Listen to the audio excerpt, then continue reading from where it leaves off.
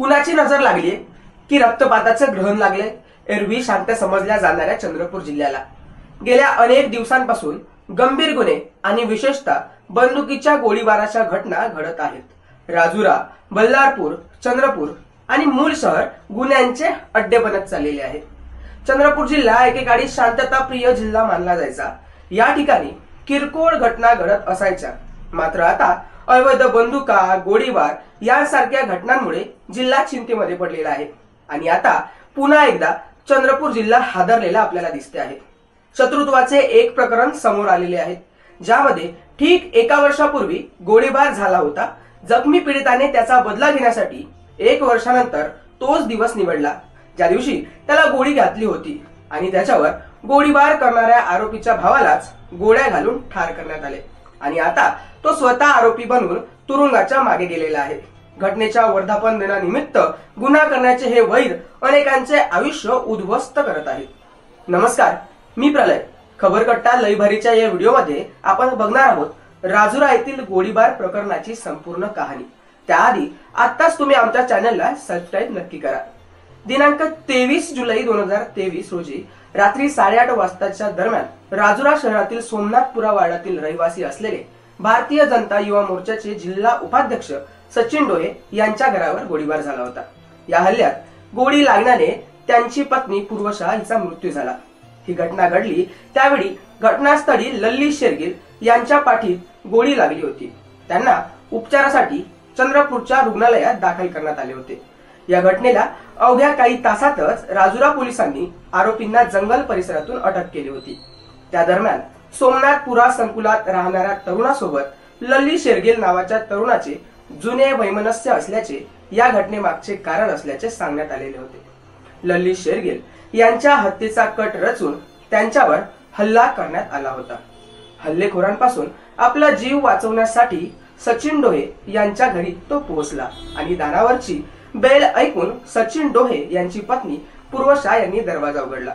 ती बाहेर येताच हल्लेखोरांच्या देशी बनावटीच्या पिस्तुलातून तिला गोळी लागली। हल्लेखोरांनी केलेल्या या गोळीबारात पूर्वशा यांच्या हृदयाला गोळी लागल्याने तिचा जागीच मृत्यू झाला, तर पाठीत गोळी लागल्याने लल्ली गंभीर जखमी झाला। या प्रकरणी पोलिसांनी आरोपी नवजोत सिंग देवल याला अटक केली होती, जो सध्या तुरुंगात आहे।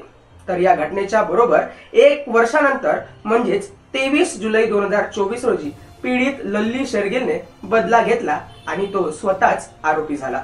23 जुलै 2024 रोजी सायंकाळी 7 वाजता राजुरा येथील बँक ऑफ महाराष्ट्र समोर गोळीबाराची घटना घडल्याचे सांगण्यात येत आहे। 2 मुखवटाधारी हल्लेखोरांच्या गोळ्यांपासून वाचण्यासाठी हा एक तरुण जवळच्या दुकानाच्या टॉयलेटमध्ये लपला, मात्र हल्लेखोरांनी शौचालयात जाऊन त्याच्यावर गोळीबार केला, त्यामुळे त्याचा जागीच मृत्यू झाला। शिवजोत सिंग देवल वय 28 राहणार राजुरा असे मृतकाचे नाव आहे। तो ट्रक चालक असून गावात राहत होता। भजन कीर्तन करणारा हा एक सामान्य तरुण म्हणून तो प्रसिद्ध होता।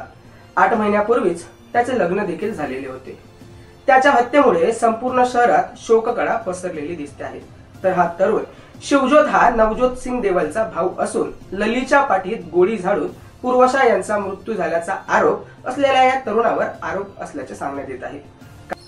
काल मंगळवारी सायंकाळी 7च्या सुमारात शिवजोत वडिलांना भेटण्यासाठी कर्नल चौकातून बस स्टँड चौकाकडे जात असताना बँक ऑफ महाराष्ट्र समोर आला। तो तेथे पोहोचताच 2 मुखवटाधारी दुचाकी स्वारांनी त्याच्यावरती अंधाधुंद गोळीबार केला। अचानक घडलेल्या या घटनेने घाबरलेल्या शिवजोतने जवळच असलेल्या दुकानाच्या शौचालयाचा आसरा घेतला, पण मुखवटा घातलेल्या लोकांनी त्याचा पाठलाग करून टॉयलेटमध्ये जाऊन गोळ्या झाडल्या। गोळ्या संपल्यानंतर हल्लेखोरांनी पुन्हा बंदूक लोड केली आणि पुन्हा गोळीबार केला, मात्र एकूण किती गोळ्या झाडल्या हे कळू शकले नाही। घटनेनंतर हा हल्लेखोर दुचाकीवरून पळून गेला। घटनेची माहिती मिळताच घटनास्थळी मोठी गर्दी झाली। राजुरा पोलीस ठाण्याचे प्रभारी योगेश्वर पारधी यांनी घटनास्थळाची पाहणी करून शहराबाहेर जाणारे सर्व रस्ते बंद करून टाकले। जिल्हा पोलीस अधीक्षक मुमक्का सुदर्शन यांनी ही घटनास्थळाची पाहणी केली आणि लवकरच आरोपींना अटक करण्याचे सांगितले देखील। पोलीस प्रशासनाने 24 जुलै 2024 रोजी प्रसिद्धीस दिलेल्या पत्रकात म्हटले आहे की राजुरा येथील गोळीबार आणि खून प्रकरणातील आरोपींना ताब्यात घेण्यात चंद्रपूरच्या स्थानिक गुन्हे शाखेला यश आले आहे।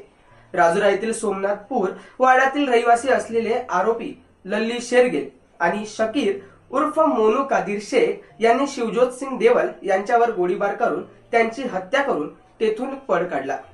घटनेचे गांभीर्य लक्षात घेऊन जिल्हा पोलीस अधीक्षक मुमक्का सुदर्शन, अप्पर पोलीस अधीक्षक रीना जनबंधू यांनी तात्काळ घटनास्थळ गाठून आढावा घेतलेला आहे। पोलिसांची वेगवेगळी पथके तयार करून आरोपींचा शोध सुरू केला।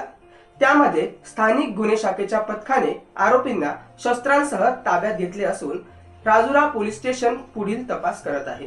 गेल्या महिन्यात चंद्रपुरातील रघुवंशी कॉम्प्लेक्स मध्ये मनसे नेते अमन अंदेवार यांच्यावर गोळ्या झाडण्यात आल्या होत्या। त्यानंतर काही दिवसांनी म्हणजेच 18 दिवसांपूर्वी 6 जुलै 2024 रोजी बल्लारपूर येथील मालू टेक्सटाईल स्टोअर मध्ये अज्ञात व्यक्तींनी पेट्रोल बॉम्ब फेकून दुकान जाळण्याचा प्रयत्न करत गोळीबार केला। बल्लारपूर येथील गांधी चौक या गजबजलेल्या परिसरात भर दिवसा झालेल्या या हल्ल्याने व्यापारी आणि सर्वसामान्यांमध्ये भीतीचे वातावरण निर्माण झाले होते। गत वर्षीही मूळ शहरातील जिल्हा सहकारी मध्यवर्ती बँकेचे अध्यक्ष संतोष सिंग रावत यांच्यावर एक गोळी झाडण्यात आली, ज्यामध्ये ते थोडक्यात बचावलेले होते। गोळीबाराच्या या सर्व घटनांमुळे सर्वसामान्य नागरिकांना चंद्रपूर जिल्ह्यातील शांतता आणि सुव्यवस्थेची चिंता सतावू लागलेली आहे। सर्वत्र भीतीचे वातावरण निर्माण झालेले आहे। तुम्हाला ही माहिती कशी वाटली हे आम्हाला कमेंट बॉक्स मध्ये नक्की सांगा।